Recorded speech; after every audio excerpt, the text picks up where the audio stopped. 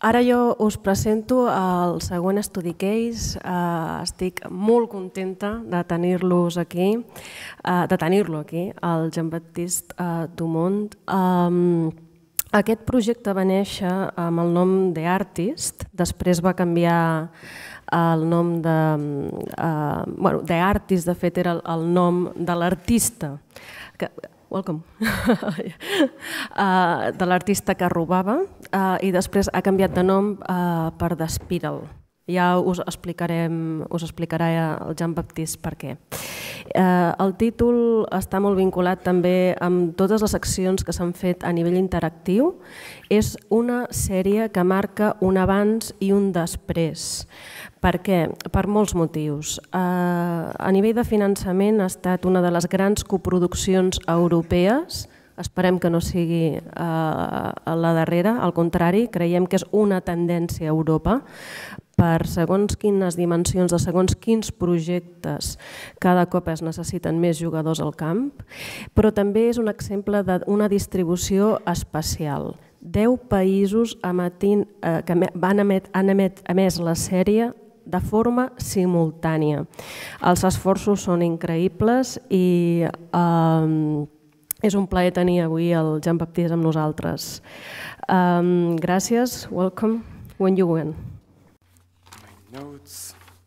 Okay, so I'm here to speak about the spiral. I'm sorry I did not listen properly to your introduction, so I will introduce it shortly again.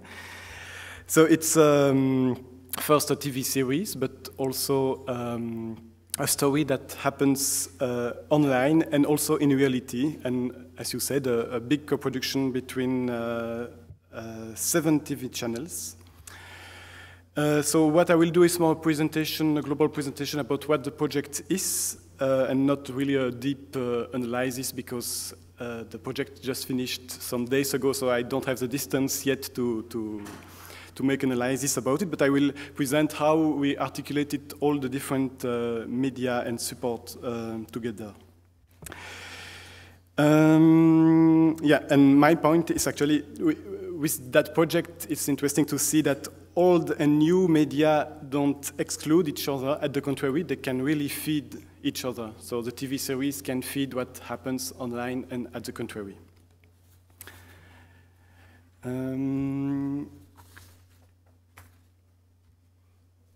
So the TV series is just 5 episodes. It's a thriller, Nordic style. You know, in the Scandinavian countries, they have like a tradition of great atmospheres, great characters. So that's a bit the style of the series. So the co-production is quite unseen because it included Norway, Sweden, Finland, Denmark, Netherlands, Belgium, France, and Germany because Arte is a big French and German TV channel. They have joined the project later. So you can see the different characters. There is one actor from each country, except France and Germany because Arte come later. And the locations are also everywhere in Europe. It's also a real-time story. The story happened when it was broadcast, so 5 episodes in September. So every week, every Sunday, a new episode. And the action was happening the week before the episodes were broadcast. So I will introduce briefly the story. So it's about artists who live in a community in Copenhagen. It's called the Warehouse. It's a kind of squat, a little bit like the factory of Andy Warhol. And they decided to steal 6 famous paintings in 6 museums that you can see there. And they want to hide them and to encourage the audience to look for the paintings. They have a statement about that. Oops. Yeah. And they want to prove art should not only belong to museums, but art belongs to everyone, and they want to prove that.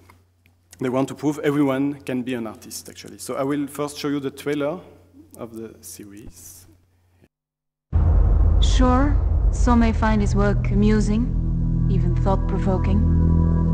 Media have done want everyone to be artists, as in people who do work, their own work. But over the last 15 years, he has cost sanitation departments and museums around the EU more than 26 million euros. It's been an embarrassment for Europol and local law enforcement for years now. 6 pieces of art. 6 museums. 6 countries. And we're going to steal them.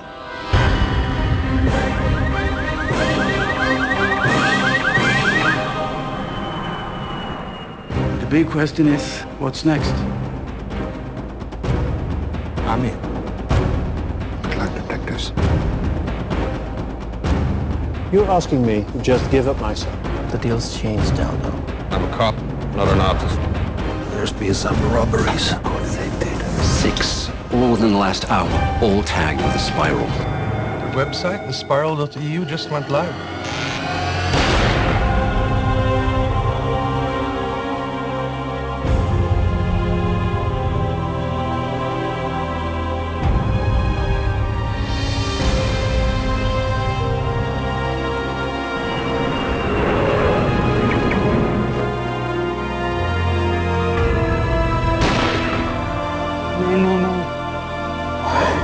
Life is funny that way, isn't it?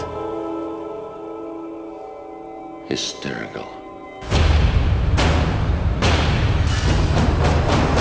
Ready to roll? We just finally piss off the wrong guy. They're just artists! No. We've got no fucking choice! Why is this happening, Max?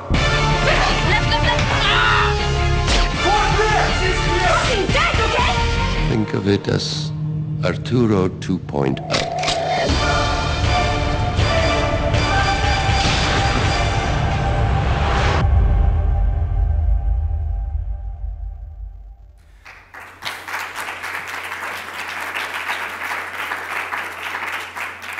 So the series in itself is already a great object you can see. You don't need to go further to understand the story, so that's that. And if we watch the channels, how it organized usually for a TV series, you have the TV series and then the about story channels, as we call them, so that the media, the communication of the broadcasters, that's another place where they speak about the story, and the social media on Twitter and Facebook, etc.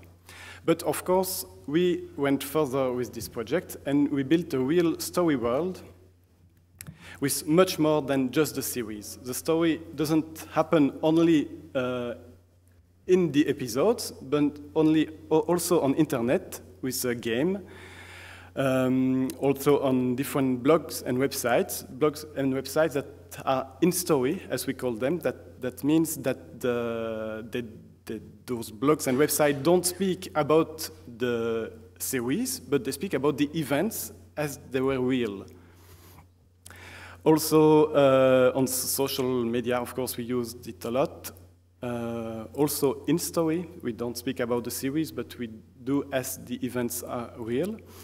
And the story even happened in real life. I will tell you later how we did that.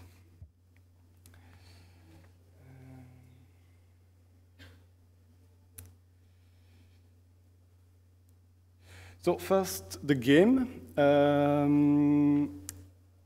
The game is made by the characters in the series. They have built it to allow people to find the paintings that are stolen. So I will first show you an excerpt of the series where they speak about that. Oscar and I have been working on something online. You could call it a game, but it's more than that. You steal the painting, and then you send them. And we'll use the postal system as a way of making a scavenger hunt that will be accessible through our website. Anybody can find the paintings, but it will take persistence and patience to pinpoint the exact location. Hey guys, check this out. Okay, I'll call you back. Come here. Their website, thespiral.eu, just went live 20 seconds ago. We have hidden the paintings in the spiral.eu. This has got to be some kind of joke. Find the paintings, but they are on the move. Click the map and try to pinpoint the exact location.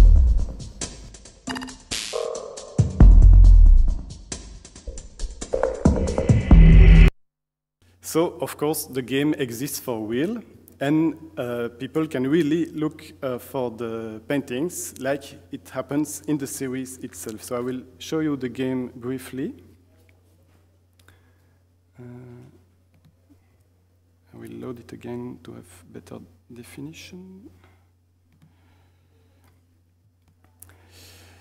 So it's basically a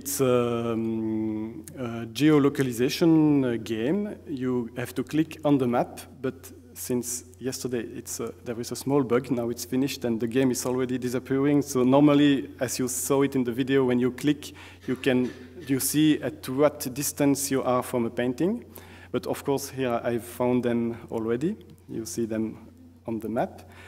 And each week there was a new level of zoom. And the last week you could be very, very close to the paintings. So it's with the Google Maps, so you can even see the houses. But each click costs you what we call credits. And you need to play challenges, creative challenges, most of them, to earn credits. So that's how they motivate, like the characters, they motivate people to be creative, to be able to find the paintings. So there are a lot of them. It can be very simple. It can be a stupid flash game. I don't know which one I can show, but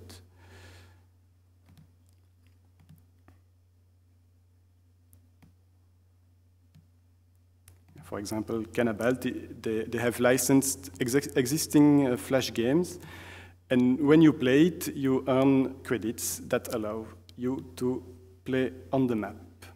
But I won't show you, it's just a common flash game.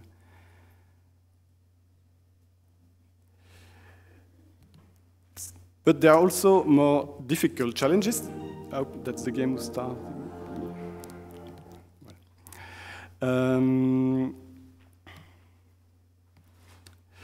That was, for example, the challenge named Frame What You Value. So we ask people to be creative and to show, very simply, to show what people value, what you value in your daily life.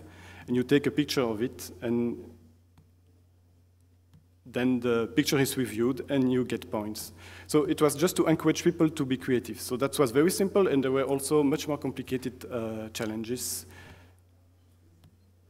There were challenges for everyone, for every degree of involvement you wanted to put in it. And we had also this game about this famous Spanish painting, and people liked it a lot. They could just change it and put their contribution about how they would how they would restore that painting. And I think we got more than 2,000 examples, so it worked pretty well. So that's about the game. Did I say everything? Yeah. And of course, the contributions of people, what they uploaded on the website, we used it back in the series itself. I will show you a short example.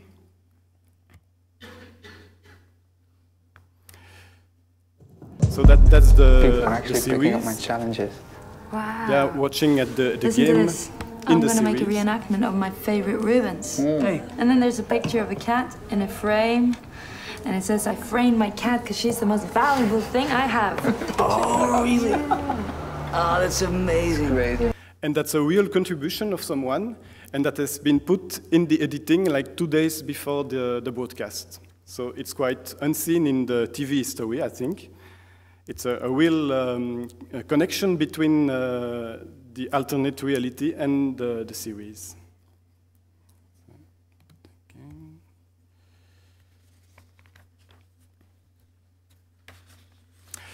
Then, besides the game, we had so many blogs and websites. Everything that could be extended from the series, we have built it. For example, the website of Aldoberg, which is one of the main characters. This website has been built and updated. There was a news part in the website, and every day, every week, there were news on this website. It was really frequently updated. Also, the website of Malevich, another character, and even existing websites we have used. For example, even Euronews, they accepted to extend the story on their own website. So that's the real website of Euronews, and they speak about the funeral of one of the main characters. I'll show you the beginning.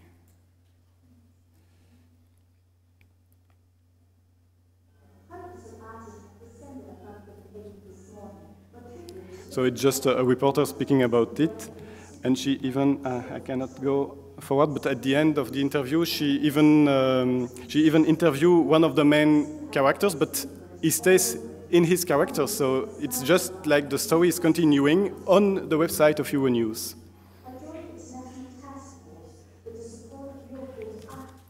I don't need to show it all. Yeah, something else. I will show you another excerpt of the series. The main characters try to sneak into a private party by pretending they are the band that is supposed to sing. And the band is supposed to be Beatrice, as you will see. Or not. Hey, we're looking for a wolf. It's about time. You must be Beatrice. Look, usually I get about your touch for being late, but this time Mrs. Federstrom is so far up my ass that I no longer care. Yeah, I'm really sorry. It was so hard to find this place. You're gonna have to go right up on stage. The woman is a dictator. Oh. And we have realized there is a real Beatrice in Sweden with a website, etc. So we asked to this Beatrice to put that concert on her website. And that's what she did. That's small letters, but she announced that event on her website just to make it real. So the story was really continuing. Even Arte, they made a fake TV news. Meine Damen und Herren, die Kunstwelt ist in Aufruhr. But they agreed 6 to europäische do that. Museen sind Schauplatz eines spektakulären Kunstraubs geworden. So that's German, but he just says about in Amsterdam, the Helsinki, paintings Brüssel, being stolen Oslo, everywhere in Europe Stockholm together. und Kopenhagen entwendet. Darunter ein Picasso, ein Munch, ein Rubens. Anstelle der Gemälde wurde jeweils ein rätselhaftes Zeichen hinterlassen, eine Spirale. Noch gibt es keinerlei Anhaltspunkte.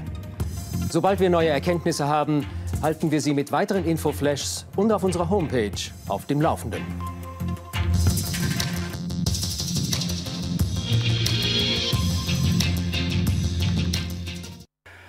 We have had many debates about the fact to pretend it's real or not. On this excerpt, Arte really showed it on air, and they didn't say it was fake. That was not really the strategy we had during the production. We think it's better not to hide it's fake, because with such a video, people will just wonder all the time, is it real or not? And they will even not enjoy the great fact that we have a fake news. So we prefer to put every time a small warning to say that's fake, but enjoy it, look how well done it is.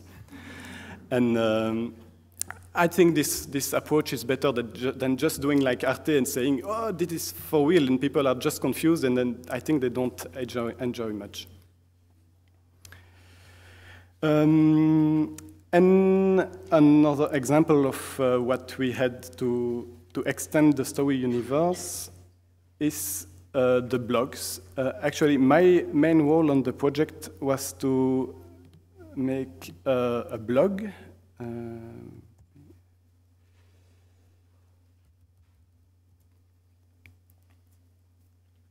And so every day I was doing a new blog post to speak about the events as the events were real. So every day people could come and follow the story day by day.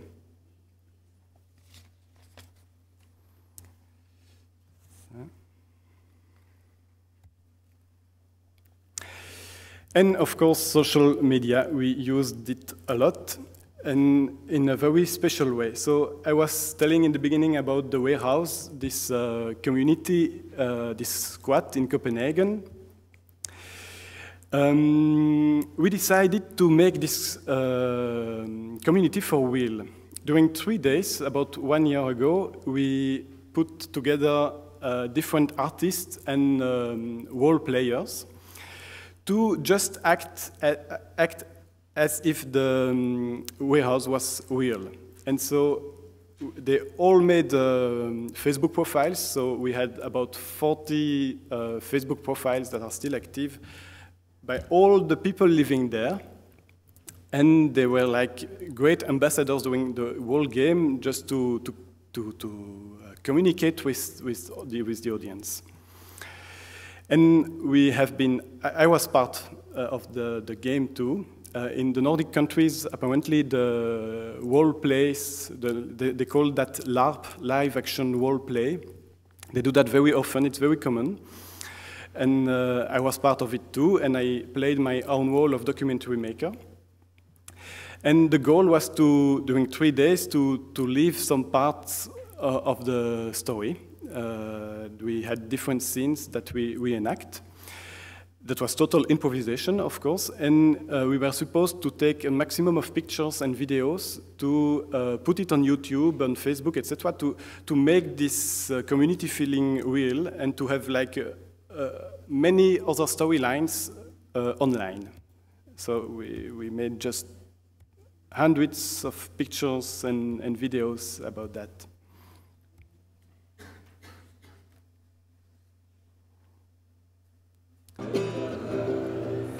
So that's, for example, the girl who's singing that is one of the main characters. They were participating too in the game.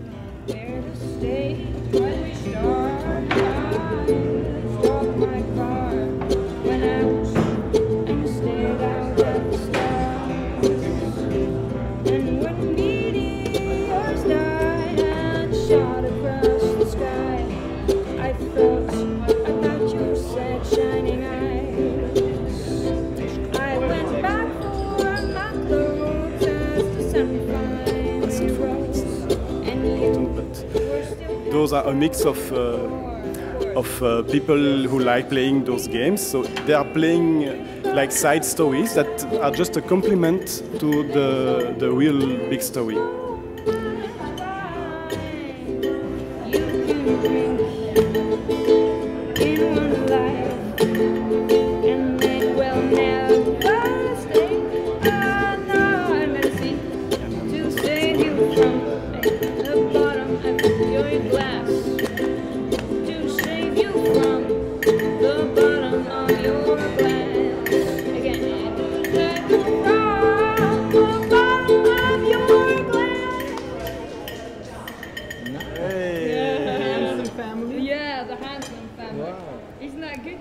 Next time I will download the videos first.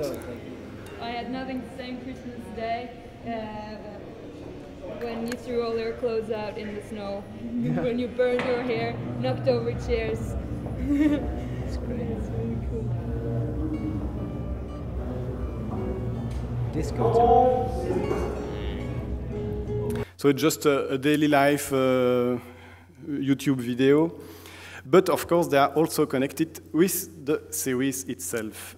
So that was one of the hundreds of videos we have on YouTube about the warehouse. And they are actually used in the series itself by the police. He's having. Apparently it's a sculpture. Striking resemblance, don't you think? I'd say it's more than a resemblance. I'd say it's probable cause to search the studio in Copenhagen under his name, wouldn't you?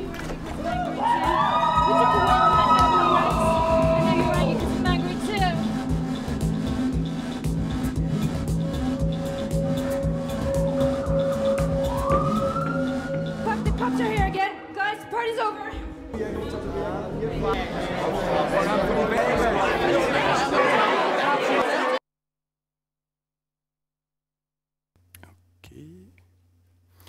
So that's an example of the links between the community and the series itself. And there are many examples like that. All the people that have lived during this game in the warehouse to try to make this warehouse for real, they have continued the Facebook profile during the 1 year, actually, and they have played as they were still there. And of course, much more during the project itself in September.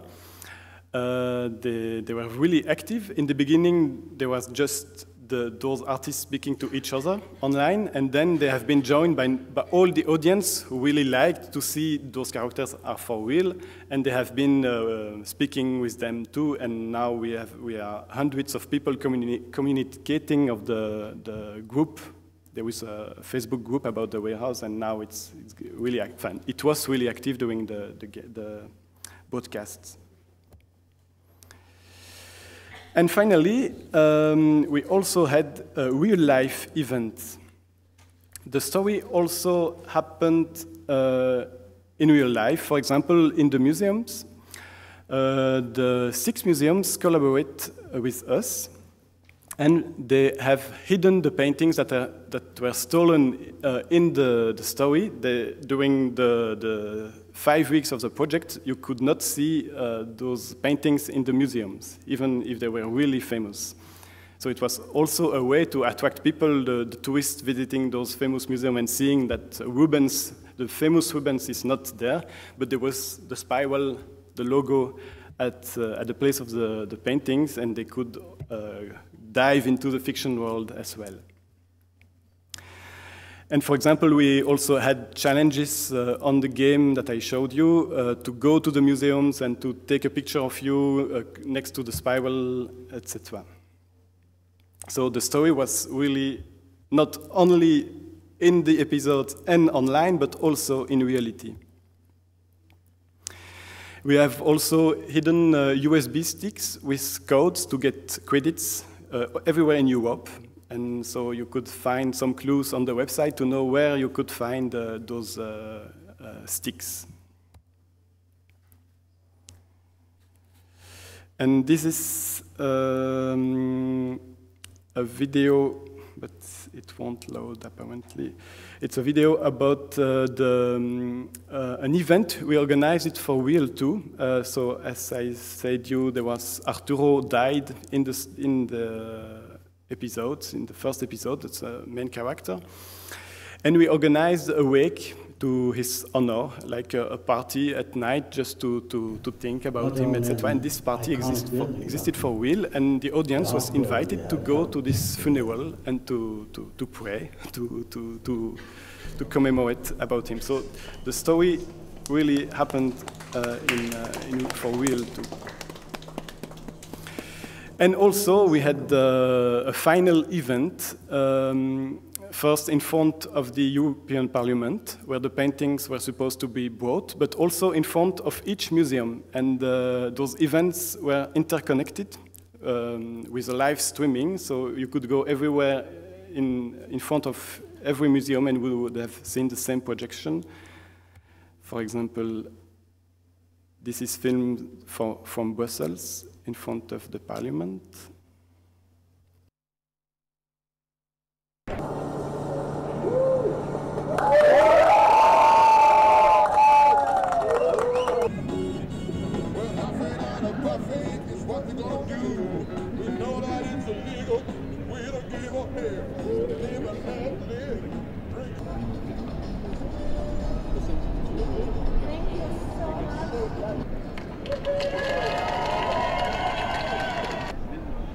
So the paintings are returned at their place by the person who found them on the website.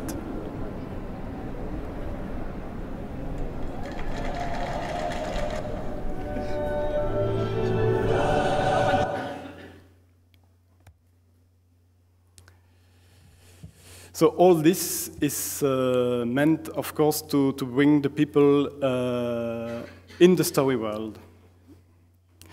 And of course, we had the more classical communication. We had a lot of press coverage about the project. And also, each channel had made their own website, also with a lot of updates to keep people informed about the story. And we also made something special with Twitter. This was not in story, but about the story. During the broadcasts, we spread a lot of tweets speaking about what you could see on the image during the broadcast. For example, to redirect people to the website or to website we had made, just to like a guide in all the fiction world. Then I have some figures for you. So the project was 5 weeks long, 5 episodes. We have had more than 100,000 users on the website. And for a total of more than 1 million searches on the map game. And almost 20,000 images uploaded on the website, so creative images. So I think the goal of the characters to make people more creative is succeeded. And we had approximately 1 million TV viewers for each episode. About financing, very briefly, the global budget was 6 million euros, 1/3 from the broadcasters, 1/3 from different funds, mostly from Benelux and European support media, and 1/3 from Belgian tax shelter. I don't know if tax shelter is only in Belgium or in other countries too, but in Belgium that means that companies can invest in the production, and they get tax waivers. They don't have to pay tax for the amount they have invested in the movies, or even more. And yeah, to finish, some links. You can check if you want the website of the Spiral. You are welcome to play. I hope it will be fixed very soon, the small bug, and you can join the Facebook page or watch the Spiral, the series.com, where you can find a lot of about story information. And the last link is my blog. That's it. Now I'm open to any question, if you have some. Thank you.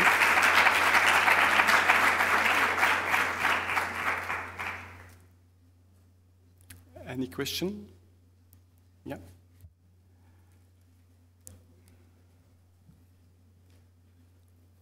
Hi. Bueno, voy a hacer la pregunta en castellano. Quería saber dos cosas. A ver, la primera es ¿qué pasaría si se han planteado, cambio la pregunta, si se han planteado utilizar plataformas como puede ser BitTorrent para hacer la distribución de estos capítulos? Plataformas como BitTorrent o Pirate Bay y cosas así que aún teniendo un sitio para poder verlo, si se han planteado que la gente pueda compartirlo en plataformas peer-to-peer.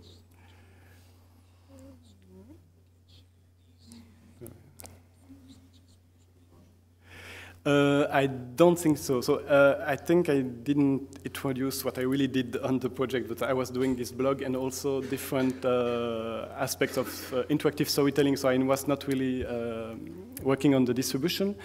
But I know every channel was broadcasting it has also bought the rights to put it on their website.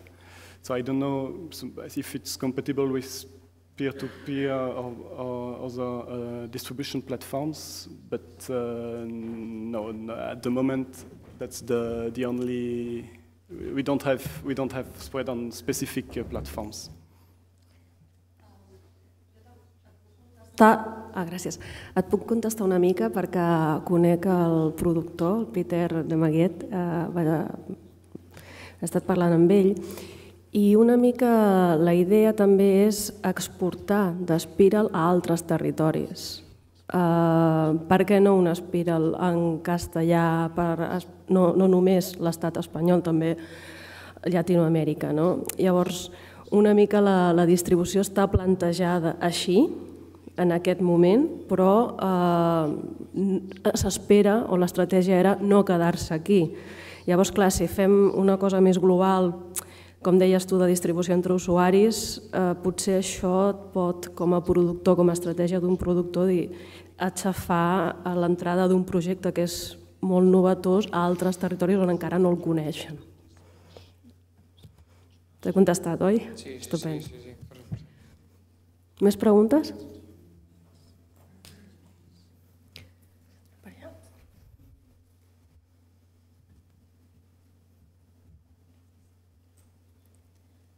Hi. I have one question. How do you manage the info of the artists? The what? The info, like in the Facebooks. You know, like if I chat with this person has to say something to me. Sure. You know, but how do you manage that? Because it's a lot of people now. All the people who are playing in this warehouse doing the gameplay, they have continuing doing their Facebook, and so they would have been answering. But what they answer? They have some guidelines. Guide? They knew everything about the story, and there was also a secret group on Facebook to share the information or to ask questions. Okay, thank you. This project is like a live event, no? It's like this. I mean, it's a pity that I wasn't there because now I cannot enjoy it fully as. And there is lots of efforts invested in doing this very live. So, don't you fear? I mean, all the money and time spent on doing this live is lost after the live broadcast. For part, yes. Then is it worth it? But that's also an experience because it's kind of a new project, and maybe if we go further with such projects, maybe we just will have to be used to follow it when it happens.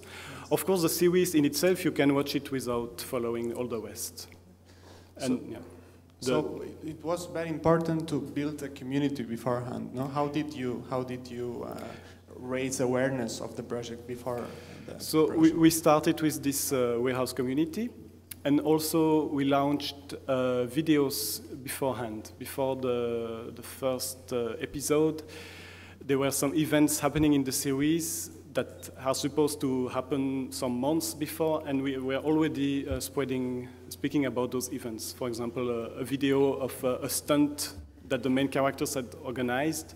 We have made this stunt, and we had put a video on YouTube, so that could some kind of raise some awareness. But that was not that much actually, but we tried to do it that way. Yes. So when did you when did you say it was fake? When did you as I say, from the production side, we didn't try to fool people. I think only Arte did in their promotion. They just pretended it was for real, but we didn't. Thank you. Hi, thank you, and the project was amazing. That's what I mean. I've got a couple of questions. One is for you, l'altra em sembla que per l'Helena, pel que he vist. My first one is if you could give us an overview of how many people work in a project like that? Do you have an idea? Paid people and not paid people. Volunteers too, please. Yeah, there were a lot of not paid people. All those guys working on the community and having a Facebook profile spent a lot of hours to do it, and they did it just for the fun of it. It's difficult for me to give an idea of the number of people because they were spread everywhere in Europe. So there was the classical series, of course. There were a company making the website. I think they have been working 4 people doing 5 or 6 months on it. A company dealing with the community, 3 people. Production, administrative things, certainly 2 or 3 people doing 6 months. But yeah, that's kind there of... were different groups of people working in different countries as well at the same time? Yes. And all communicating with the main team? With daily Skypes, etc. It was quite complicated. Much more complicated than what I thought. I thought with modern communication it's possible to keep informed, but... And not. No, it's not. I l'altra, Helena, era si saps per casualitat la manera de distribuir això. Entenc que es distribueix tot el conjunt del projecte, no només la sèrie. La resposta a això és especial a cada cas. Depèn dels acords que el productor tingui, o els productors tingui amb els coproductors o els partners. El que està passant, em porto la teva pregunta aquí. El que està passant aquí és que tenim empreses de televisió molt vinculades històricament amb la coproducció o amb l'adquisició de drets dels projectes que són molt fortes o estan sent molt fortes en tot l'àmbit online. Tenim aquí gent de televisió espanyola que són líders en rtve.es. Llavors, quan un productor entra a una casa així, el que passa és que hi ha el deal, el negoci, el fa tant per la sèrie o per la pel·lícula o pel que sigui, com per la distribució d'interactius. Què acostuma a passar? Que si ja fas això ja et quedes o amb un idioma a nivell interactiu i evidentment s'entén que tu portaràs, seràs el que portaràs en aquell territori, tot i que internet és global i la sèrie potser no, aquesta diferència la tenim al cap, però en aquell territori tu tindràs les pautes i manaràs una mica. Clar, què passa? En el projecte d'Espiral això és molt important, són diferents socis, són 7 socis, penso al final, 6 o 7, sí, i 10 països a la mateixa vegada. Què passa quan tu tens un projecte així? Que has d'anar amb molta cura de tancar amb un productor d'un país, amb un coproductor, perdona, o amb una televisió d'un país, de forma que no trepitgi l'estrena a una altra televisió o a un altre coproductor d'un altre país. Per què? Perquè tota la part interactiva, l'audiència, que cada cop és més interactiva, tota la part interactiva que està online pot trepitjar els continguts d'un país germà. Això en quant a timing i també amb els live events que produïssin, entenc que això és impossible traslladar tot alhora tal com ha passat en un primer moment. És molt difícil, no és impossible però és molt difícil. És molt difícil, per això aquest cas és molt i molt especial. I esperem que no sigui l'últim, vull dir, d'aquesta experiència aprendre, però sí que és veritat que la negociació que ha de portar el productor ja no és només per la sèrie. És també per què està passant, quan tu fas una estrena d'aquests continguts online, en quin idioma, quan, perquè una persona de Copenhague pot estar mirant una cosa que s'ha llançat a França. Més preguntes? Penso que allà hi havia una pregunta. Here. I have a question about all the data we saw about the people frequenting this website and playing the game and stuff. What kind of information did you get out of this new audience? Do you know where they come from? Do you have some kind of profile on them? And most of all, do you have email addresses? Will you be able to contact them if you do the Spiral 2 or if you do another project with the same target? Yeah, for sure we have all the email address of Facebook because you could log in the website through Facebook.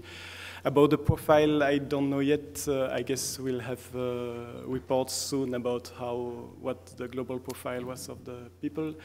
I don't know. The only information I have about that is that in France we had an exceptional ratio of people looking at the series and then connecting online. It was the best country. But beside that, I don't have information about the profile of the viewers.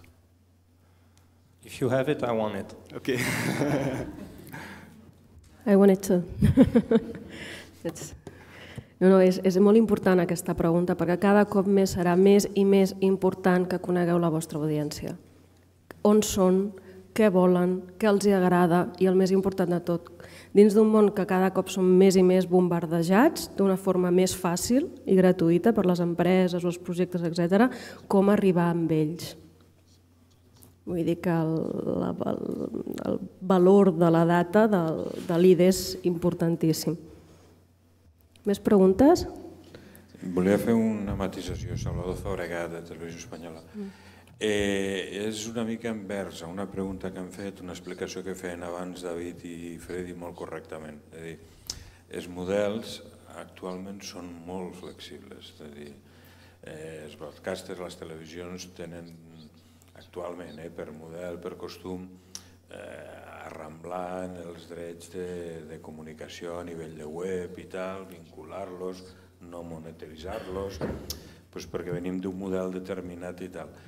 Però això no és una veritat al 100%, és a dir, si quan tu presentes aquest model el planteges en base a que ahir tu tens un negoci, ho pots plantejar.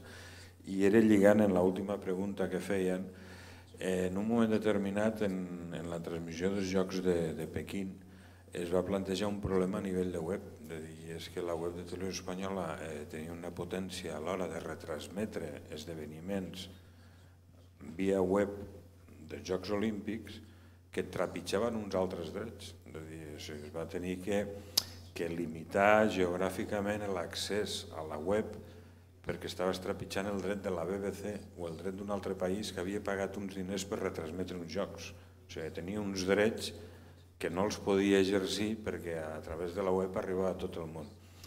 Passa el mateix, de dir, de vegades arriba una sèrie a una cadena de televisió i les cadenes tradicionals, europees, clàssiques, BBC, Televisió Espanyola, el seu negoci és broadcaster, és emetre.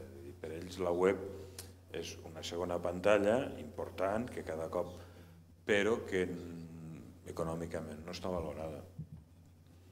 La tendència a l'hora de quedar-te els drets o demanar els drets als productors i negociar-ho és comunicació pública, esto más no sé què més, la web.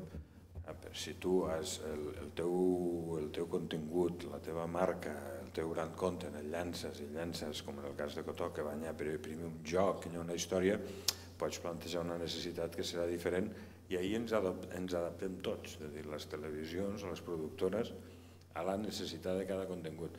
Però a vegades passen coses tan curioses com això, és a dir, que has de limitar geogràficament l'accés a la gent a la teva web perquè estan bé en la final dels 100 metres de Pequín a rtv.es i no a la BBC que ha pagat una milionada per els drets per transmetre-vos. És a dir, que estem en un moment, diguéssim, que tots mirem una mica d'adaptar-nos, en funció del contingut, en funció de l'univers al que vols arribar, en funció del tal, estem tots una mica intentant buscar el lloc. Per el tema de drets, que a vegades dius que la web és molt complicat i en qualsevol lloc a un productor li diuen home, tu no pots regalar els drets d'internet, els drets de no sé què gratis, però a priori saps que les televisions clàssiques europees i tal te'ls vinculen al dret de comunicació i no te'ls valoren, diguéssim. No sé què ho plantejo d'una altra manera, no? És a dir, tot per guanyar. S'ha de descobrir tot encara. Més preguntes? Alguna pregunta més? Doncs, thank you very much. Merci beaucoup.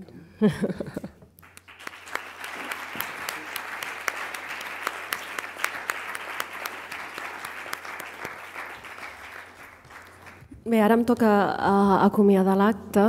Us he de donar les gràcies, moltes gràcies per passar aquest matí a Sitges amb nosaltres, no només perquè els nostres grans competidors són un dia assolejat de platja meravellós i una programació al festival increïble, i nosaltres no hem invertit pianell en aquesta jornada i us hem atret. Moltes gràcies. M'agradaria dir algunes frases que trobo que són de molta gent que ha passat avui, dels ponents, dels estudis que han passat avui per aquí, que està bé que es quedin al cap. Una que m'ha agradat molt és que no importa si és crossmèdia, si és transmèdia, ara la nova forma d'explicar idees, d'explicar històries, ens dona l'oportunitat d'explicar un univers, d'oferir un univers a l'espectador perquè entri amb nosaltres. Si us heu adonat, durant tota la jornada d'avui hem fet servir el Vies language, que fem servir en aquest sector, però ja no parlem moltes vegades ni de projectes ni d'històries. Ara fem servir altres conceptes que cada cop seran usual players, branding, concept, universe. Això ja vol dir molt sobre com estem donant vida a aquests nous universos. Des del principi, des del que neix aquest univers, ens hem de plantejar on explicarem el què, com, on són les millors pantalles per explicar segons quines parts de la història, com finançarem cadascuna d'aquestes petites peces d'aquest gran univers, com arribarem a aquests espectadors.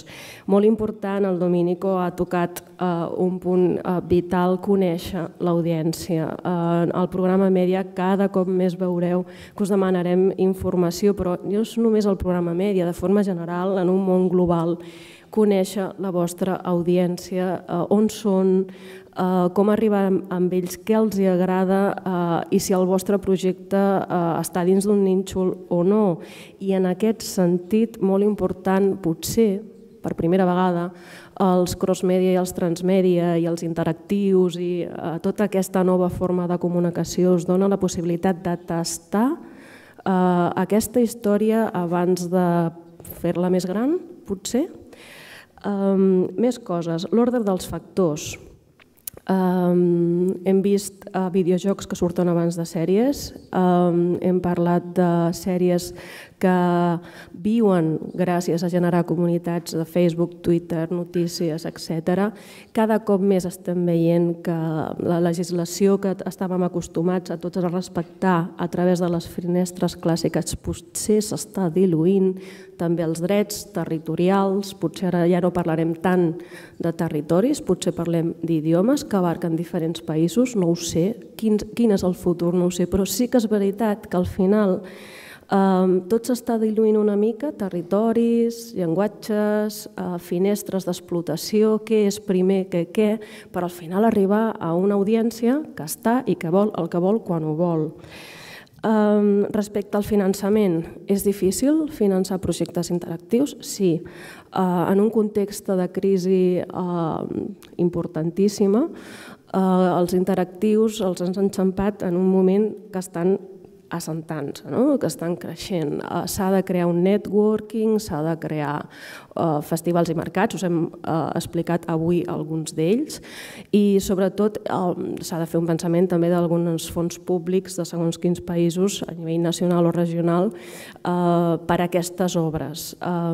Aquí us hem explicat el que els catalans podeu accedir, i esperem en un futur que siguem tots capaços d'oferir-vos més fons de finançament.